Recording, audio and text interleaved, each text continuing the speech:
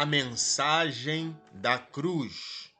Primeira carta de Paulo aos Coríntios, capítulo 2, versículo 2, nós lemos: Julguei não dever saber coisa alguma entre vós, senão Jesus Cristo e este crucificado.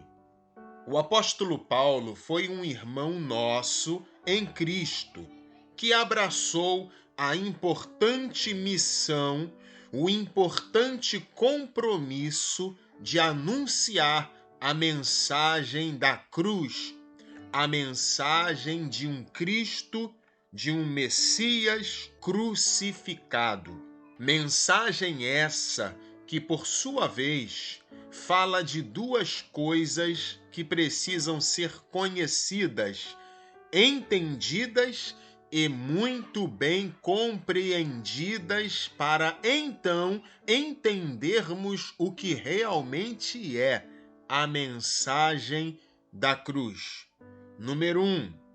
Um justo que morreu em lugar dos ímpios e dos injustos e por causa dos mesmos. Romanos, capítulo 5, versículo 6 e primeira carta de Pedro, capítulo 3, versículo 18. Leia na sua Bíblia. Segundo, um sacrifício humano, ainda que na cruz ele estivesse na condição de Cordeiro de Deus. Primeira carta de Paulo a Timóteo, capítulo 2, versículo 5. Por causa dessas duas coisas, a mensagem da cruz veio a ser 5 coisas para muitos que perecem. Vejamos e entendamos o porquê.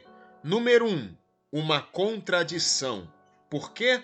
Deuteronômio, capítulo 24, versículo 16, Ezequiel, capítulo 18, versículo 20. Veja um exemplo de prática desta instrução divina em segundo livro dos Reis, capítulo 14, versículos 5 e 6. E nós citamos também Jeremias, capítulo 31, versículo 29 ao 30. E isso para entendermos o porquê que a mensagem da cruz para muitos é uma contradição, uma suposta contradição. Número 2, uma abominação. Para muitos, a mensagem da cruz é aparentemente uma abominação. Deuteronômio, capítulo 18, versículos 9 e 10. Número 3, uma loucura. Para muitos, a mensagem de Cristo é uma loucura. Primeira carta de Paulo aos Coríntios, capítulo 1, versículo 18, apenas a parte A. E o versículo 23 também apenas a parte A. Levando em consideração as duas coisas sobre as quais a mensagem da cruz fala, e tendo por base algumas instituições divinas já vistas no tópico 1 e 2, muitos chegam a essa equivocada conclusão, que a mensagem da cruz é uma loucura. Número 4, um escândalo. Primeira carta de Paulo aos Coríntios, capítulo 1, versículo 23, apenas a parte B. Por que escândalo? A resposta para esta interrogação está no quinto tópico, uma maldição. Deuteronômio, capítulo 21, versículos 22 e 23, Gálatas, capítulo 3, versículo 13. O Messias, Cristo, se fez maldito realmente, mas em nosso lugar. Paulo não chamou a instrução de Deus, a lei de Deus, de maldição. Ele se refere à consequência da desobediência à vontade de Deus. Veja, Deuteronômio capítulo 27, versículos 13 ao 26. A consequência da desobediência é a maldição. Deuteronômio capítulo 11, versículos 29 ao 32.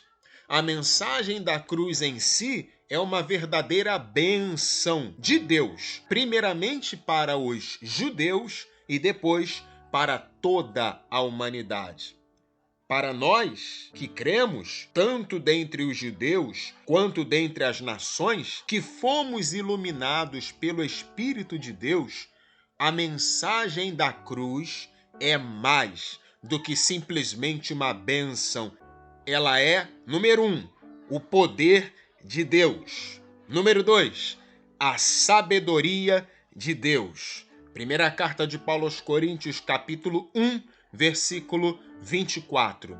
Sabedoria divina essa, que por sua vez reduz a sabedoria humana dos sábios judeus e da inteligência humana dos inteligentes, os filósofos gregos, que são considerados inteligentes, a pó, a cinza, a nada, de modo que diante de tal operação divina, diante de tal sabedoria divina, os sábios, os escribas, os inteligentes, os gregos, com sua sabedoria humana, com seu conhecimento humano, com sua inteligência humana, com sua filosofia humana, são simplesmente reduzidos a nada e simplesmente desaparecem diante deste Deus sábio, cuja sabedoria ultrapassa a de qualquer homem desta terra.